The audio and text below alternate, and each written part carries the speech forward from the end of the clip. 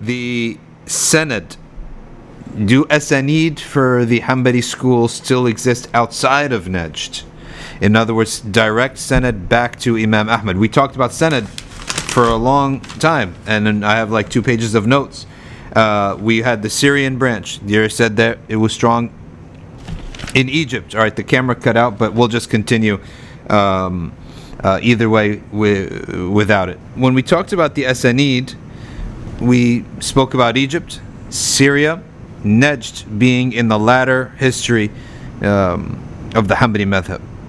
Najd became prominent. Are there Syrian and Egyptian Asanid alive today, continuous without any breaks? I don't know of Egyptian. There are Syrian Asanid, but most of the Asanid, the Hanbali Asanid, are Najdi nowadays for several reasons.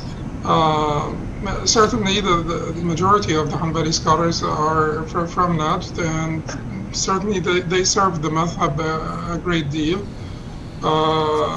And people go to Hajj and Umrah all the time, and that's where people, and people also يجاورون في مكة وغيره. But there are, Beit Sheikh Ahmad al-Shami al-Dumi is the last, basically, Hanbali family with connected Shami Asanid. Second point is what I'm witnessing is a shift back to Hanbali and away from the other terms such as Salafi.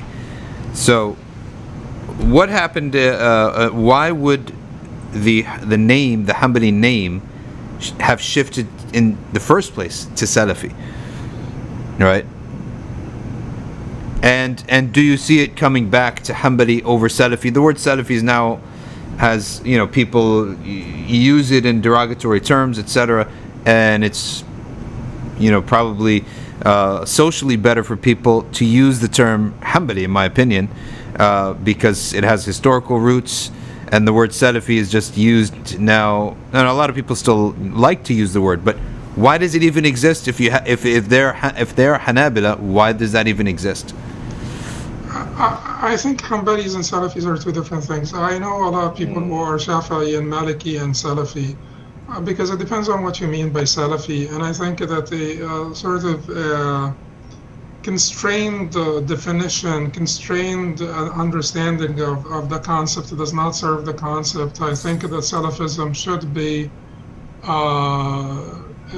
part of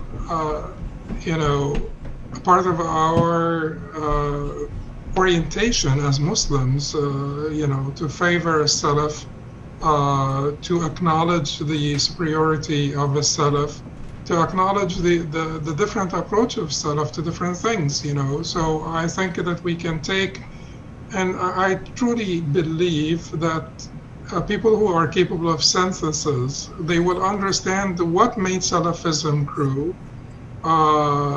Some people have like a sort of a fantasy that Muslims were doing very well in all regards up until 200 years ago, and things started to, and the petrodollars and so on and so forth. But people need to really walk away from cartoonish narratives.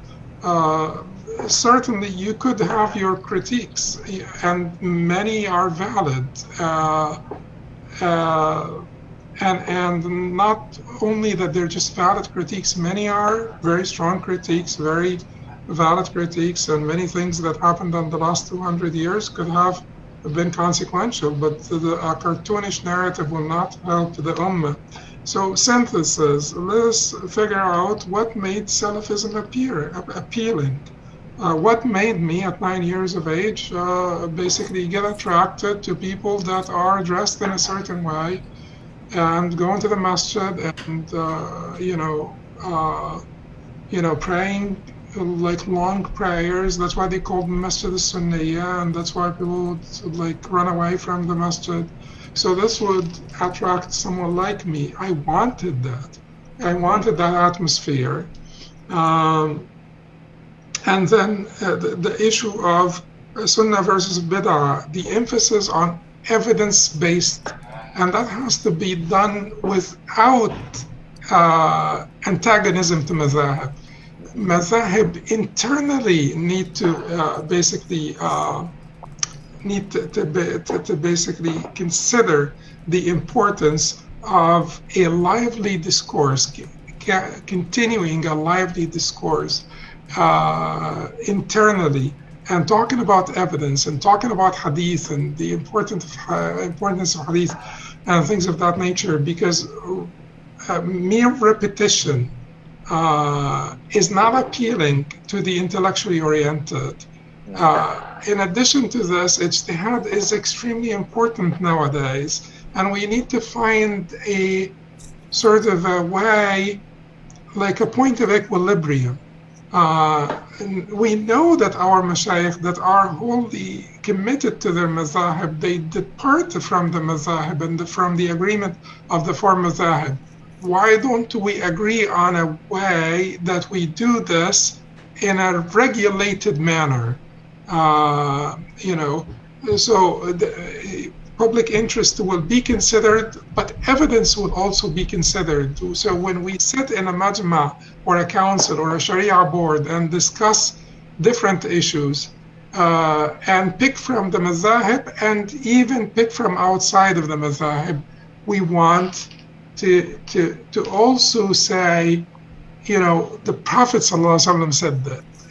Removing that from the discussion and saying, because sometimes in the madhhab also, and I have to be honest with you, like and I do this sometimes, when we spend the 2 days trying to figure out al-mu'tamad and to look through 30 books to figure out al-mu'tamad, when that mu'tamad could be counter to the position of the other three mazahib, for instance, when that without sort of paying any attention to the evidence, that actually hurts and hurts the viability of the masajid and their sustainability. So there are certain things that we have to learn, and we have to walk away from making Salafism a group, because the Salaf are our predecessors. They are our common ancestors. So making it a group will create this partisanship and will actually push people away from listening when there is a discussion about this was the way of the predecessors. Like when Imam al-Juwayni, for instance, discusses in Nizamiyya why he left ta'wil to tafweed, to him, tafweed was the way of the predecessors. It is important, the way of the predecessors, bringing this into our discussions, evidence, the way of the predecessors, sunnah versus bid'ah, and these things. And it should not be a group, because it is not a group. The Salaf are our spiritual ancestors, for all of us. Yeah. Okay. So that's I think well said. Walking away from this, changing basically the referent of the word would be of service for all of us.